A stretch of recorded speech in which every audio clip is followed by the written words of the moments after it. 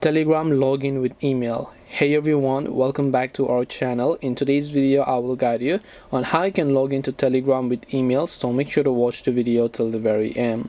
So if you would like to log into Telegram with your email, first of all, if you open up Telegram doesn't ask you for your email address to log in. So if you have been trying to log in using the email address that you provided, that email address, if you add it inside of your Telegram account, can only be used if you had turned on two-factor authentication and to receive the code if you don't remember the password. But to log in, you have to use your phone number only. Without your phone number, you will not be able to log into Telegram. So make sure that you enter a phone number, hit the arrow icon. If the phone number exists, it's going to send a verification code to that phone number, and once you enter the verification code, you'll be successfully logged into Telegram. And Telegram will never ask you to enter your email address to log in, so that's the thing you want to keep in mind as well. So hope this video helped you guys. If you have got any more questions, feel free to also leave them down below. Thank you for watching till the end of this tutorial, and see you soon in the next video.